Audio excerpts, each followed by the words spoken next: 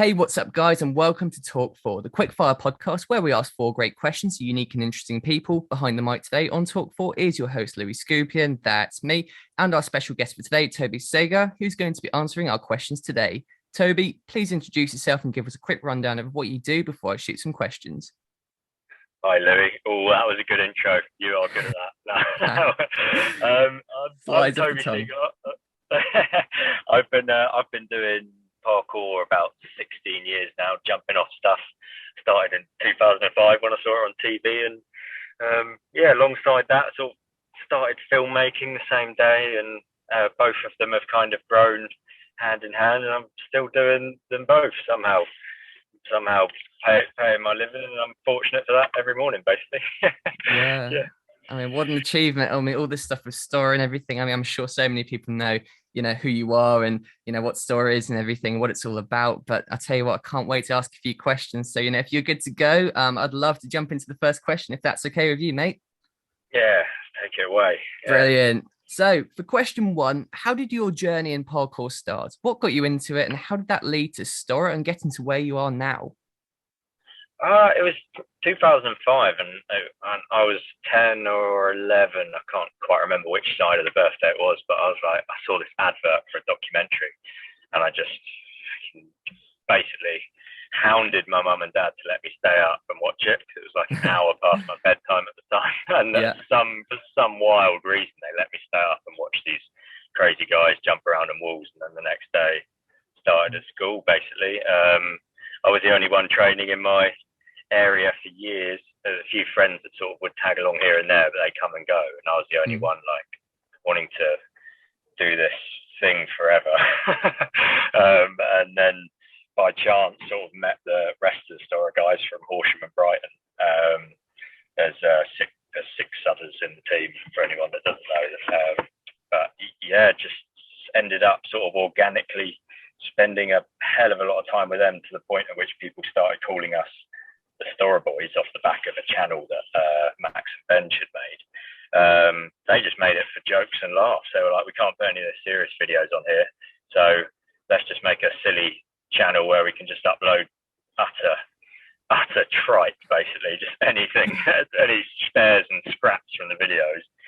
We're a bunch of just antisocial youth, basically, chucking stuff off roofs and jumping off stuff.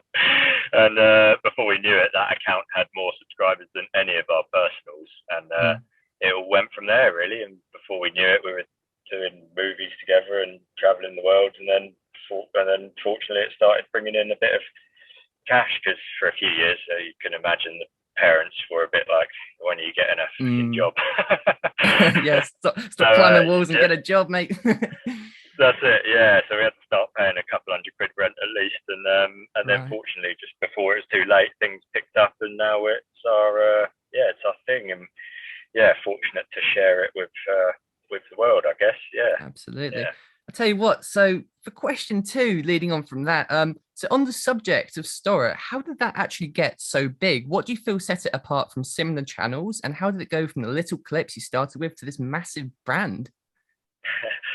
Yeah, good question. We're still not 100% sure what the sort of secret ingredient was, but I think a big part of it was like the natural bonding that the seven of us kind of had and managed to show on camera. So parkour has been very used to sort of a bunch of teams coming together off the back of like individual commercial success. So one athlete, in one area does very well, gets a following, another athlete does very well, and then those sort of already successful athletes come together to sort of, make something bigger than just the individuals. But the problem with that is that it's a total luck of the draw as to whether they're going to get on and whether the dynamic is going to sort of, plow on into the future positively. And because we all started as a genuine organic group of friends that just wanted to spend time together, regardless of whether we were going to be making a living out of the sport or, making videos or whatever.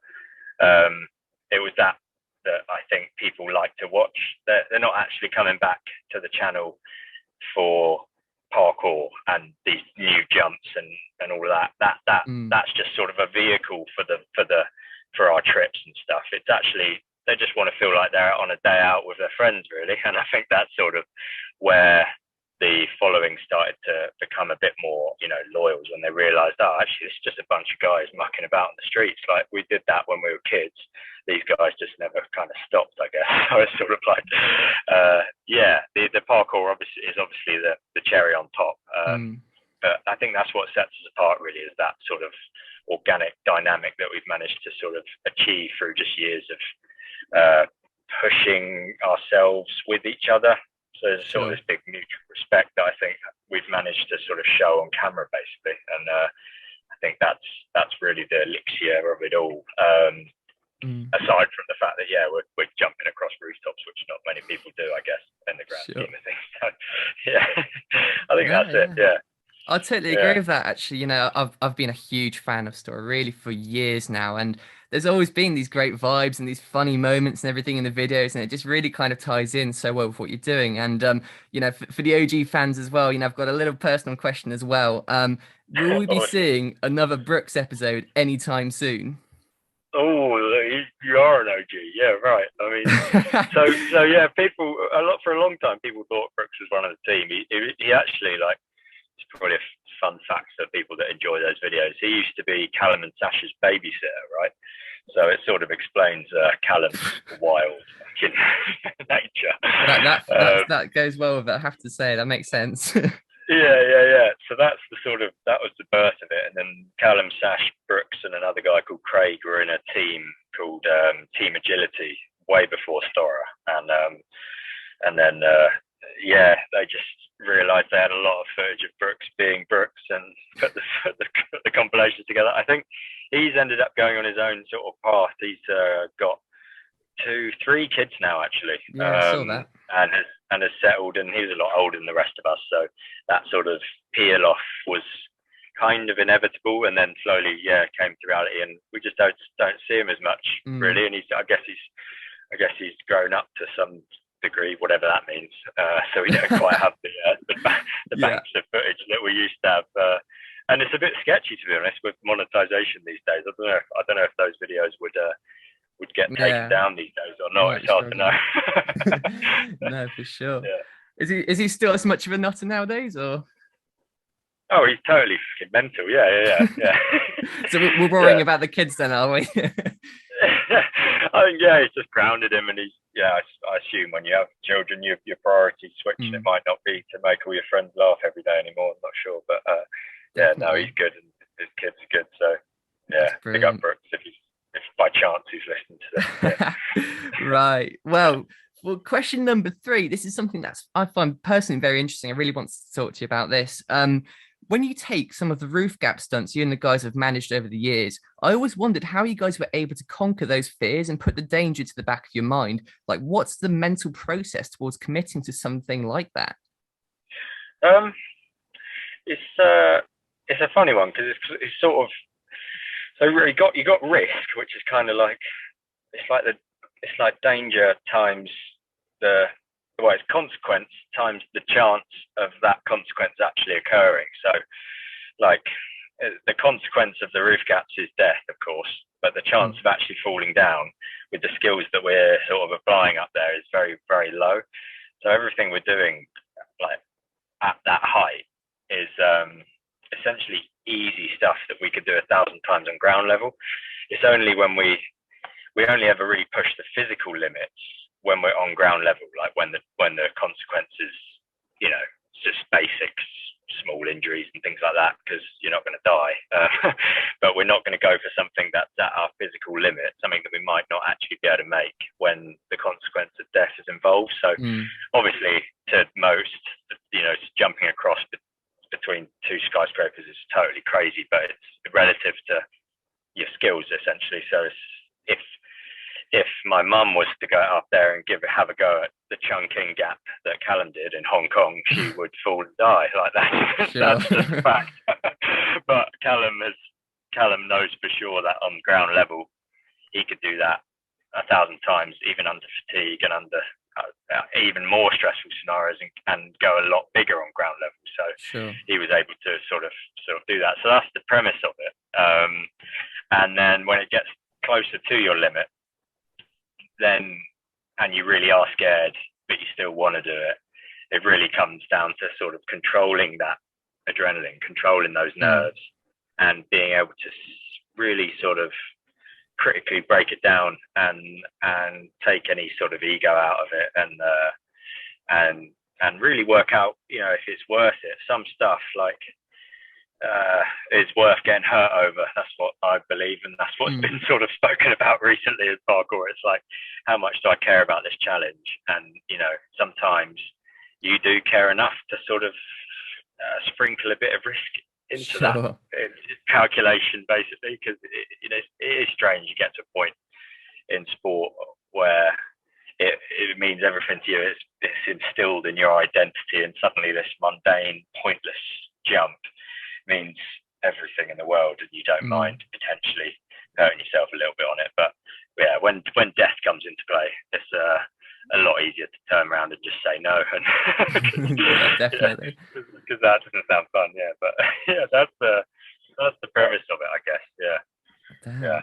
Right. Well, I tell you what, just want to ask as well, what was it like jumping your first ever roof gap? You know, where was it? What happened? How did you feel about it? I suppose if you remember which one it is, because I mean, it must have been ages ago.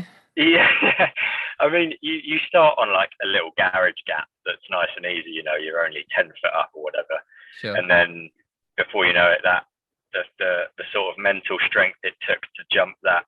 Oh, sorry, I'm just getting to decline those. Right. Yeah, you know, before you know it, that same mental challenge is applied to a gap twice as big and twice as high, and it feels like the same battle that you had a lot lower down, and through the years you just slowly build up. But yeah, I actually spent a lot of time my first couple of years training around people that didn't spend a lot of time on roofs. So yeah, it was only when I started actually traveling, meeting people like Phil Doyle, Callum Powell, Max Bench Cave, that I was introduced to the more high up stuff, and by then I sort of had the skill set to stay relatively safe.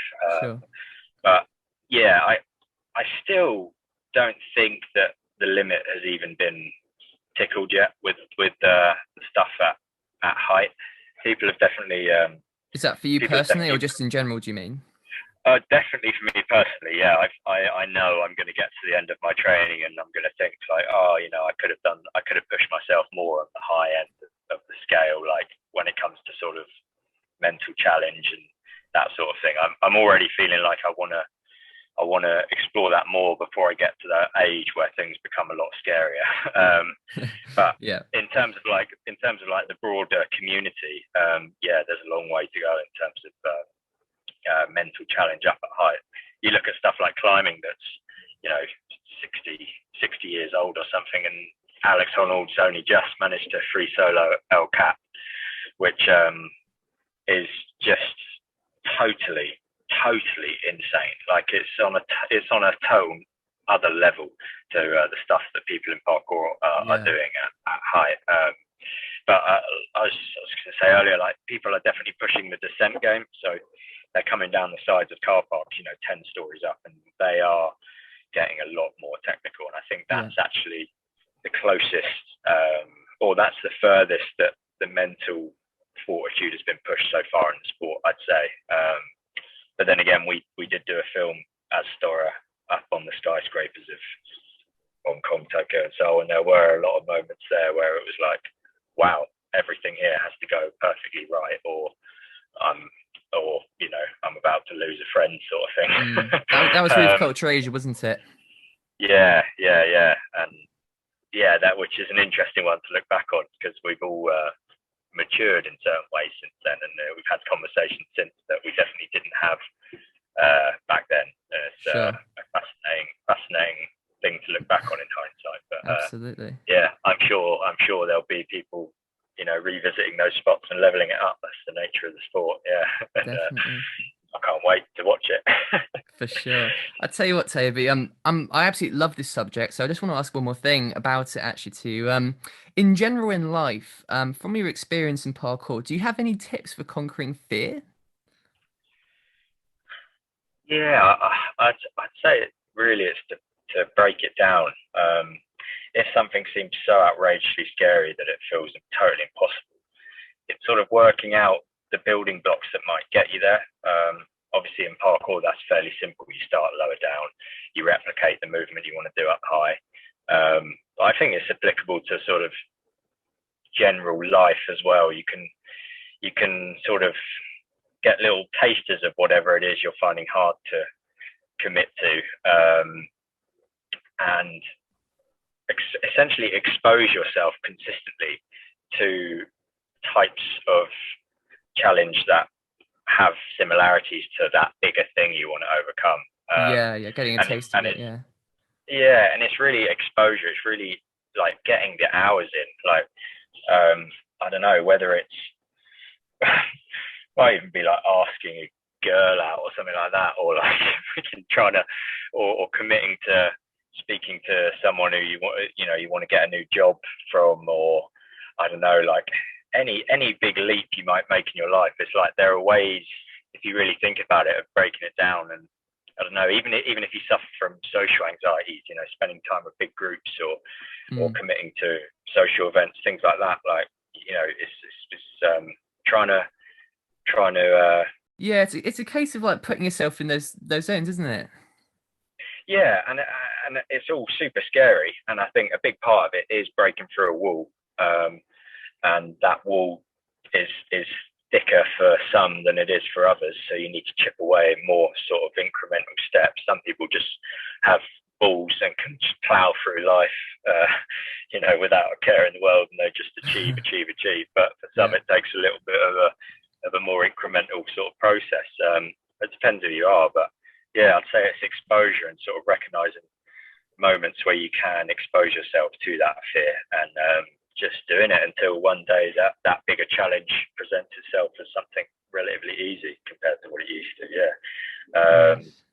But yeah, I've always wanted to be able to vocalize that a little bit better, but I'm slowly getting there, so I've butchered that a bit, but the premise is there.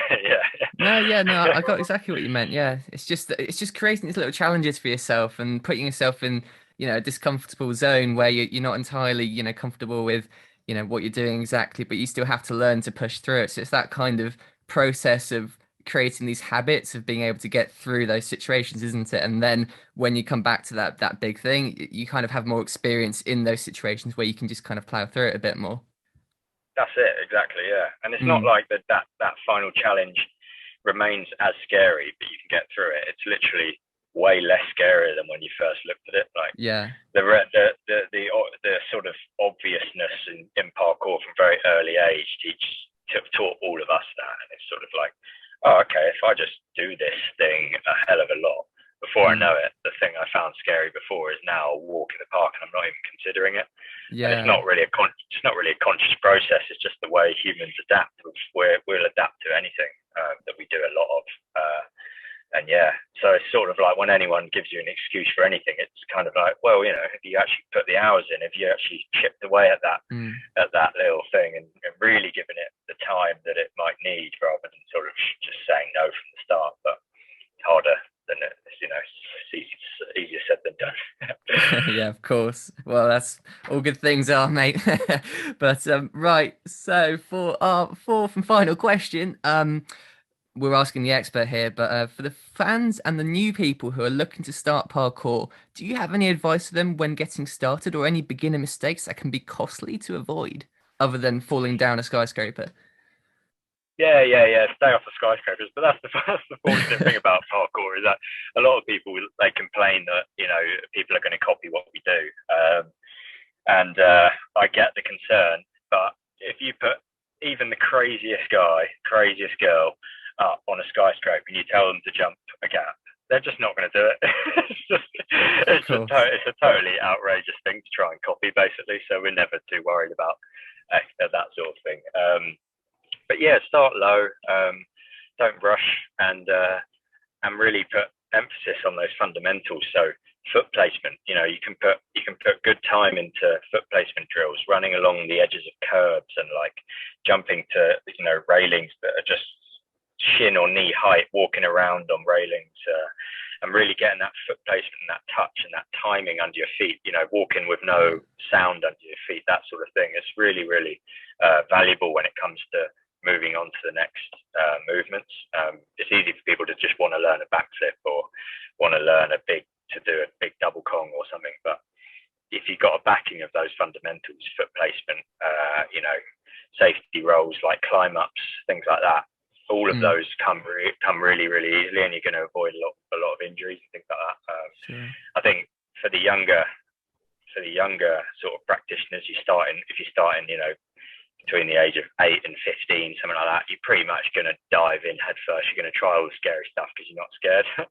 If you're older than that, it's a lot easier to sort of consciously break down things a lot more intelligently and build up more incrementally. So you got a bit more high quality of training. But I'd say look for a gym, like look for a parkour gym. There aren't many in the UK, no. And there's a good chance you'll be really far away from the nearest one. But they'll have coaches, and everyone that I've seen grow up in the sport with a coach has just progressed infinitely faster than we all did when we were just, you know, haphazardly finding spots in our towns, sure. routes to jump off. If you're in the States, there's going to be a gym nearby. If you're in Scandinavia, there's going to be a gym nearby. Central Europe, there's a lot. Go for the gyms, watch YouTube videos. Obviously STORROR every Monday if you're not already on it. But yeah, just start small, and the beauty of parkour is there's something for everyone. It's such a broad set of skills. You know, there's stuff that other athletes do that I've never dreamt of doing. There's stuff that I do that they have never tried in their life, and it's just one of those sports you can really adapt to. It's not like gymnastics or climbing or you know, where you have to have a central set of skills. You can kind of get away with whatever your natural strengths are. So sure. Yeah. Excellent. Well, that is our 4 questions done for today. And before we wrap it up, it is time for the shameless plug. Toby, feel free to take a minute and promote anything you're working on, want people to take a look at, or just something you believe in. I'm sure it'll be STORROR. Well, I'm Toby Segar on Instagram. That's where most of my stuff goes. I've got Segar Sends as well, as a climbing account with my brother, well into my climbing. And then, the STORROR stuff, STORROR. We've got Instagram, YouTube, website for the clothing. Big up everyone that's, you know, got a t-shirt or subscribed or joined the channel. Big up, man. Appreciate it. That's it really. Just big up to anyone that sort of is interested in following. And thanks for having me, Louis. Brilliant. I really appreciate it. Toby, thank you so much for joining me today for the Talk4 podcast. It has been a pleasure having you on, and thank you for your time. And get that ankle better ASAP. Yeah, I will do. Cheers. Awesome. Thank you guys for listening. See you in the next episode. And don't forget to like, subscribe, and leave your thoughts in the comments. Signing off for now.